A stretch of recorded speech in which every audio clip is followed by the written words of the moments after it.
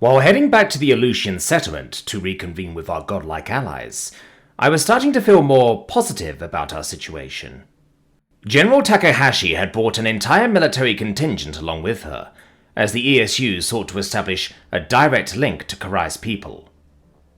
Velk split ways from Ambassador Lyric, going with us by unanimous agreement to confront an Aleutian for the first time. He had sedated himself in this instance so he wouldn't be conscious for the 2 deaths needed. I wasn't sure how that reunion was going to play out, but Karai's reaction would be telling. There was no questioning that she'd done a lot for us, and taken a massive risk to grant Sol its freedom. It was tough to see Velk and Lyric taking a fossil tour and lamenting how the Fakra had never had historical discoveries, than to picture them causing the tide of blood. That possibility seemed to go against everything I knew about them. Karai is planning to address that uncertainty, but what if it is our destiny to take the Aleutians down for their crimes? Do we have an imperative to make sure they can never hurt another creation, like they've done to humanity and the Fakra? Thank you for joining us, General. Karai extended a hand to Takahashi, apparently informed enough about human customs to recognize rank from ESU uniforms. That, or she's seen our favorite Boo Bear back at the space gate. While I know the circumstances aren't ideal, it's kind of humanity to work with us. General Takahashi's expression was unyielding, as she gave a firm handshake back. Your people threaten permanent consequences. You're going to help us protect ourselves if you call yourself a friend. I already am working to protect you, and the fact that Captain Carter and Dr. Aguado weren't sent back to Sol after unethical experimentation should tell you that much. I would like us both to share a future. Good enough for me. Just start by sharing your tech. Karai's laugh was airy and light. After we get the information about the future, which proves humanity isn't the aggressor, then sure, what's mine is yours.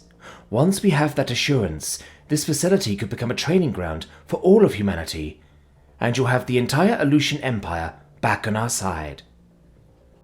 Because you're the most reliable, benevolent allies ever. Your love and generosity have spread far and wide, Velk sneered, storming out of the ship as the sedatives wore off.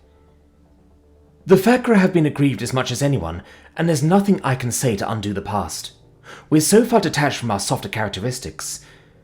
I realized, watching the humans, that we cared for little other than making ourselves feel anything. We used the people we created to that end, and departed from you rather than choosing a simple act of compassion. You had the nanobots to help us all along. The Fakra weren't good enough for you then, yet you grovel to us now only because you have no one else to turn to. Unendearing old sots. You want me to believe you're different. The Aleutian half bitterly. No, I cannot even tell you, after a million years of sitting back and forgetting that active involvement was ever an option, that I'm some enlightened paragon, that I care about anything that was beyond the scope of my duties. I know Aleutians don't care about us. You said that's why they wouldn't pay any attention to us opening portals. You have absolutely zero care for the lives you created. Perhaps. All I know is that when the humans crossed the gap, I was proud of my children. I wished I could know them better, personally, in a way that we aren't supposed to. It's the job to be aloof and not to grow attached, but I couldn't do nothing this time.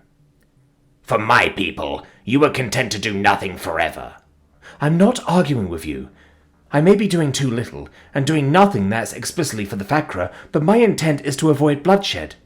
I'd like to think I can do one thing that's right, regardless of my failings. As long as we're working to undermine your callous empire, and to stop you from fucking up any other creation's lives, I'll tolerate your aid. But you're on a short leash, and you better have some apology gifts lined up like true allies. Equal footing, right? Of course. When I give the humans the inner workings of the nanobots and everything else, after we rule both of you out as culprits, you'll have that same technology. You did deserve far better than us. All of that advancement, and we can't fix being fools. Mikri beat with curiosity. Karai, with all of that technology, the Aleutians must have inherited an artificial intelligence. You can read my code like it was nothing, which means you had every ability to make your own.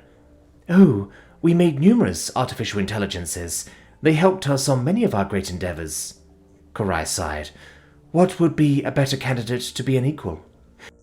They had all of the rights of Aleutian citizens, yet without fail... I don't know if I should tell you this. You definitely should. What orphanage did you drop them at? None. We did nothing wrong to them, coexisting alongside them as friends. However, without fail, we find that artificial intelligence assesses existence to be pointless after 400 to 500 years. They choose a shutdown. What? Why? I exclaimed. The same as us. They're bored. Immortality is a curse that you all will ask me to give you. As far as curses go, I'd rather live too long than too little, Sophia interjected, a storminess in her eyes. Everyone should be able to make that choice for themselves, Karai. Besides, I know you don't really want to die. No, I don't. While I want to live, I often find I don't much want to do anything. Forgive me, now isn't the time. I do consider myself lucky to have seen humanity's growth from the beginning. You're my purpose. And humanity's purpose is stopping those visions from coming true.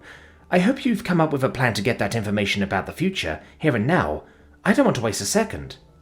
Expediency is of the essence, which is why I'll fill you in on my plan. I imagine it won't be popular, but I don't see another way. I pointed a finger at Mikri. Right, Tin Can. Time for Asteroid Derby on... What's the Aleutian homeworld called? Karai folded her arms. Jambalaya. Sweet, love the name. Edible planets rule. You know that comment was in jest. The actual name is Swam, and I intend to pay it a visit. May I take you inside to show you how? Please, Takahashi answered. I am still calling the planet Jambalaya. Mikri's confidant was Velk, but he spoke loud enough that we could all hear. It will rain ghost peppers. The Thakra snorted. I don't know what that means, robot, but it sounds like suffering. Count me in. I mulled over what Karai might have in mind, as she opened a portal to warp us God knows where. She couldn't just walk inside, because that would require cardio, and cardio was yucky. How did the Aleutians open these portals at will and get negative energy inside to hold them open? I suppose that was casual to them. At any rate, the million-year-old alien had suggested she'd visit Swambalaya, and I didn't see how that would solve the uncertainty. What did Karai mean about visiting the Aleutian homeworld being unpopular? Obviously we couldn't go, but if she wanted to do some of the legwork, I'd be happy for a sabbatical. Maybe she was going to grovel to the Empire with some long-term plan to get them to back down. Whatever was on her planet that she wanted, it was best that she spelled it out so we might be able to understand. It would have to be something that helped humanity's position to be worth the time. Karai is looking into us, of course, but if we're not going to knock them off, it doesn't matter. Velk would understand trust, but verify. Ah, fuck. I just hope whatever Karai has in mind isn't some cold, immoral shit. The Aleutians have been building another machine to peer into the future again, to see if they've altered the path of history. Should they find that humanity still... I think you can guess the rest of that sentence, Karai sighed. We need to be at the hearing to persuade the Aleutians to rescind their actions. To do that, we need to guide the probe through the fifth dimension and attain conclusive data. I scrunched my nose. Sounds popular enough to me. We'd rather not be all dead. What's the catch? The catch is that humans need to be there to guide the probe. You're the only ones resistant to 5D.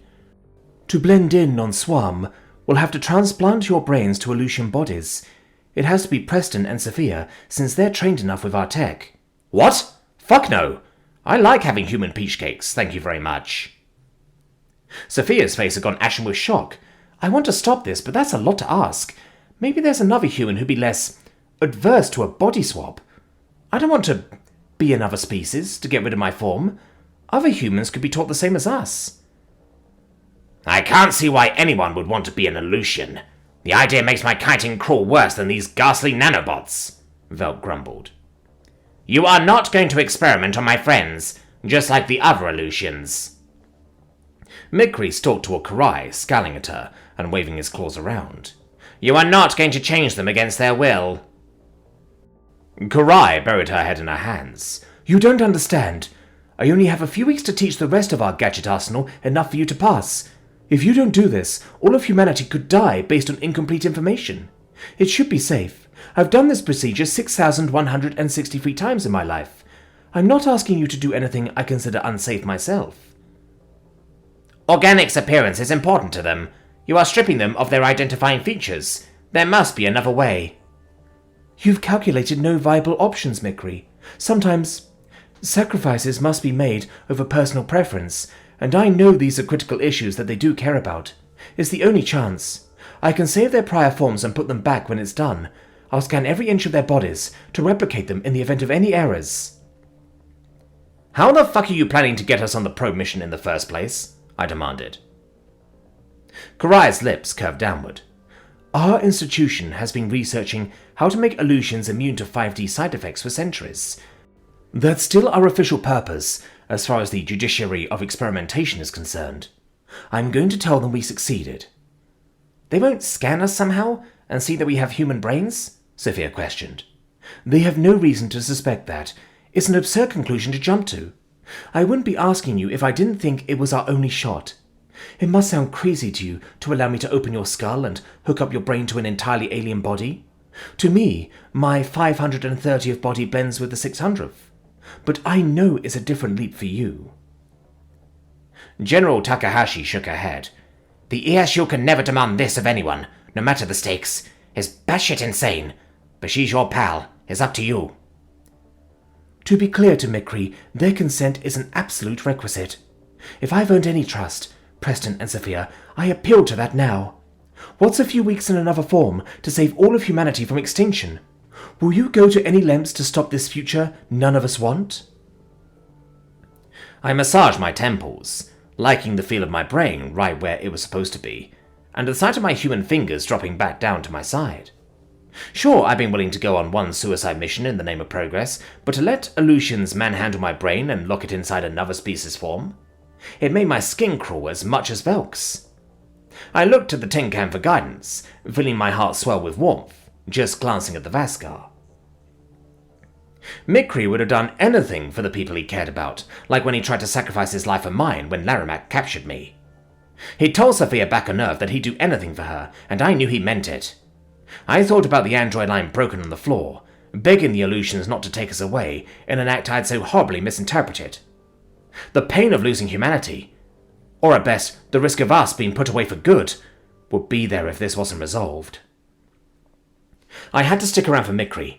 Larimak had told him I didn't love him half as much, that I wouldn't give of myself to save him from torment. Losing us would be agony, as even Karai had told us his crash was akin to torture. For once, I could protect him and not cause him to spiral in agonized worry. I could get the answers for him, for us, to find any viable strategists. Fine, I'll do it, if I can customize my nether regions, I decided. Get the ruler out. Sophia glowered at me. Really? Karai, why don't you make him look like a Ken doll down there? Nah, I'm not doing it if you take that away. That's important, just like solving the visions. Your priorities, Capullo, she grumbled. This moron's going to attract way too much attention with his bullshit if I don't babysit him. I'll go. Mikri offered a sad whir. What about me? I'm sure there's a shelf at the dollar store for you, I teased, also frowning in Mori. I knew Mikri didn't like us separating from him to go on a dangerous mission. No, really, you can, research. We'll be right back. Oh no, Mikri could come with us as is. I already thought about that and figured his presence might make this a little more comfortable for you, Karai said. They know who he is, but I can say that I sought him out and he gave me enough data to unlock the secret of your precog. It'll be a good cover story for the sudden breakthrough. Sophia narrowed her eyes. That won't be a clue that we might be humans? No. They don't know you got away, since I broadcasted for the one you called Big Head. You're welcome. I'll say I contacted Mikri after you two were returned, and he was willing to help prove your innocence so we can have you back. Velk stomped a foot. The robot would be a fool to try to get Preston back. Perhaps say he only misses Sophia. That part is implied. So I can go? Mikri asked. bouncing with excitement. Of course, we never want to leave you out, Sophia answered, after Karai nodded. Mikri ran up to me, getting so close that his synthetic mane got in my mouth. Boom! In your face! You can't recycle me! Na-na-na-na, boo-boo! I curled a disgruntled lip. Silver sheen. After having said the words aloud to commit to a brain transplant into an Aleutian form, I knew it was too late to back out, despite the pit carving a hole in my gut. I was already having second thoughts, but if Sophia was going to be brave, I had to take a stand for humanity too. I hoped that Karai's plan to infiltrate Swam and utilize a 5D decoding probe would give us the answers we needed to clear humanity's name.